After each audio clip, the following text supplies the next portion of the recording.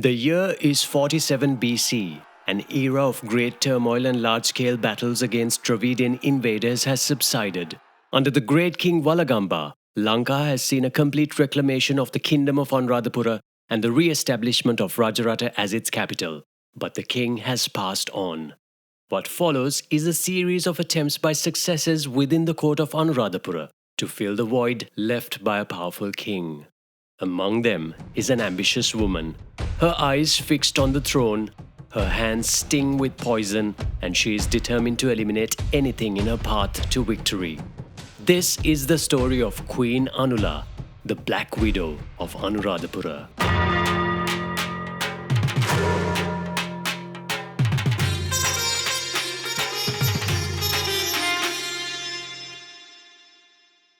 Following the demise of the great king Valagamba, his ward and nephew, Prince Mahachulika Mahatissa, a name which meant the one with massive hair, takes the throne of Rajarata.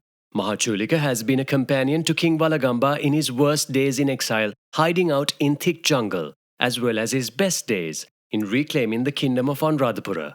Seeing his adoptive father's journey firsthand, Mahachulika has learned the value of hard work and sacrifice. In the first 3 years of his reign, it is said that the new king goes about in the disguise of a common laboring man engaged in the harvesting of rice and sugar. Under Mahachulika Mahatissa's benevolent rule, Lanka is at peace for 14 years. He further seeks to cement his reputation as the epitome of humility and even nobly gives away his salary to the clergy. But he knows that those who would seek to oust him will be less honorable and could mount a challenge to his throne. He is not wanting for an enemy.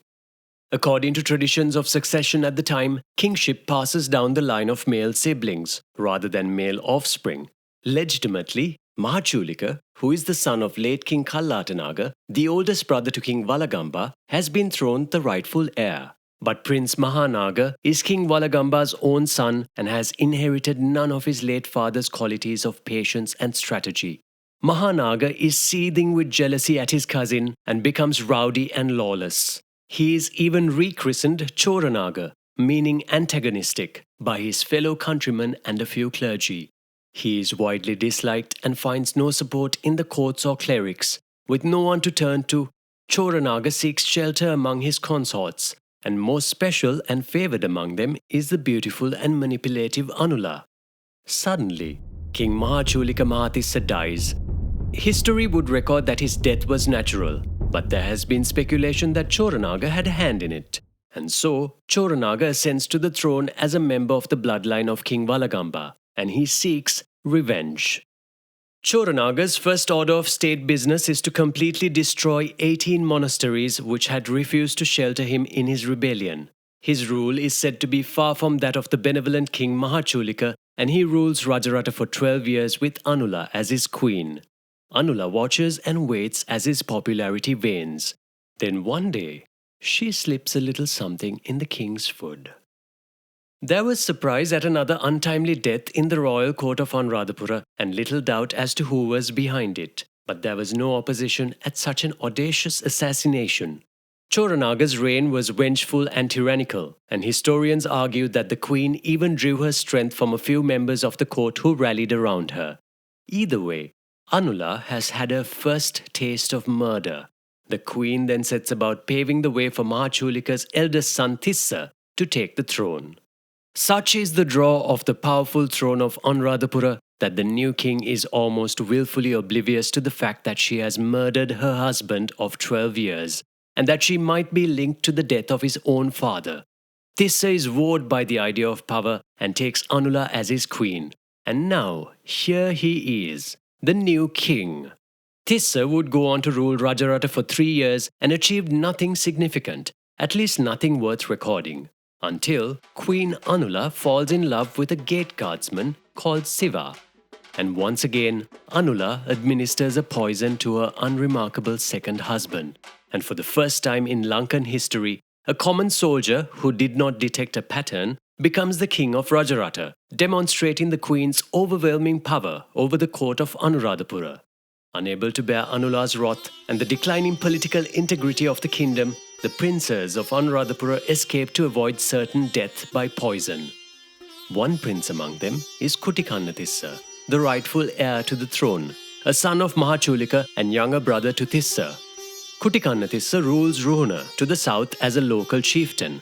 But hearing the news of his brother's treacherous assassination and what appears to be the systematic annihilation of the court of Anuradhapura by Queen Anula and her deviant supporters, a heartbroken Kutikannatissa retreats to a monastery where he seeks to live a life in private exile.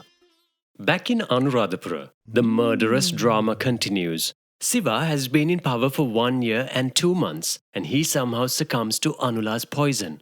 This time, Siva, who by now would have thought to hire a food taster, is in the way of a new lover, Vatuka, a Dravidian carpenter who is also not a native of Lanka. Anula's authority is supreme. She is after all the rightful queen thanks to Choranaga, but word is fast spreading through the land that the queen has disrespected the monarchy by taking a Dravidian to her chambers.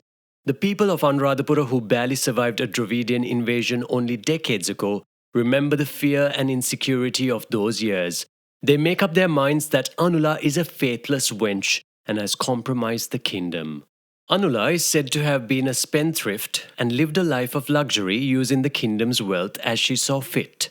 One day, as she is lounging in her palace gardens, a wood carrier named Darubatikatissa catches her eye. She is immediately and powerfully attracted to him. Again. As Siva went before him, within 1 year and 2 months of his reign, Vatuka dies of poisoned food.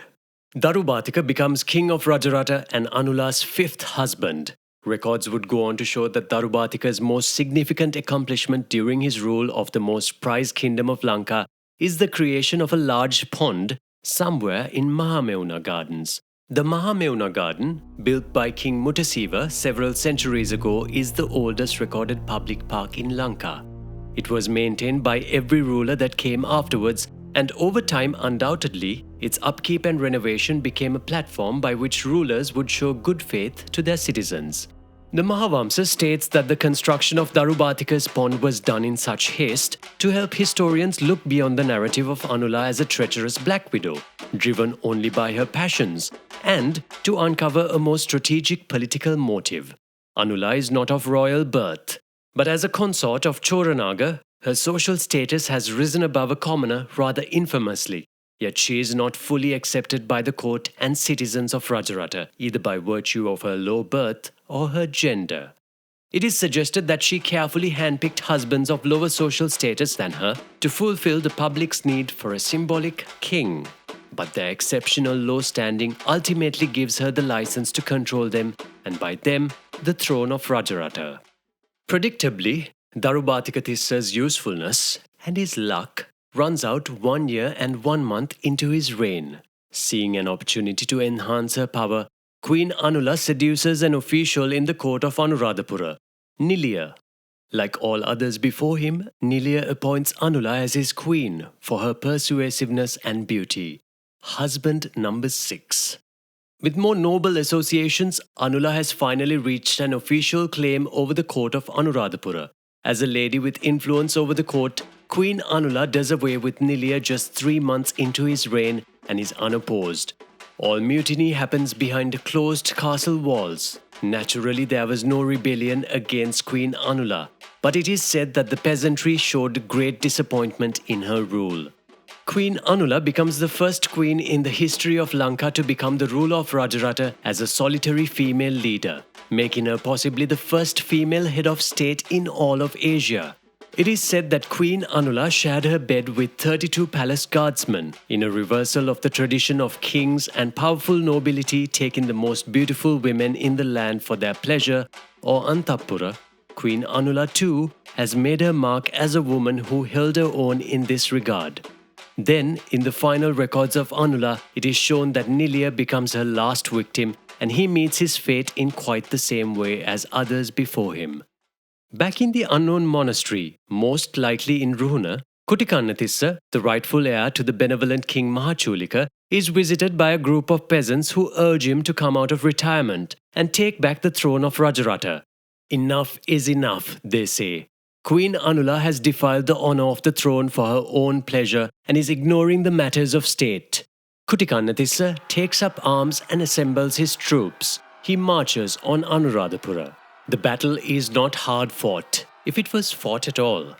Anula is an excellent schemer. She is persuasive, charming and evasive, but she is no warrior. And after years of neglect, the kingdom is in no condition to defend itself from an attack. The people of Anuradhapura welcome this repossession with open arms and gates. Only 4 months had passed since her coronation as the first queen of Lanka. Kutikannatissa captures the homicidal Queen Anula and executes her upon a burning funeral pyre inside the royal palace of Anuradhapura, where she committed all her murders. In an act of catharsis for himself and his people, Kutikannatissa lets the old palace burn to the ground and builds a new one nearby, broadcasting to the citizens that the era of betrayals, palace intrigue, and murder have ended with her death, and that the kingdom will begin anew. Following the death of Queen Anula in 42 BC, Lanka experiences a half-century of peace and prosperity under King Kutikannatissa and his sons that succeed him. And somewhere deep in the soil of the city of Anuradhapura lie the ashes of a formidable woman and the secrets to ascending to the most powerful position in ancient Lanka, with nothing but her own will, wit, and the ever-present chalice of poison. This has been the story of Queen Anula, the Black Widow of Anuradhapura. Thank you for watching, and a special thanks to our Patreon members for their continued support. Make sure to like, subscribe and hit that bell button to get notified of new episodes.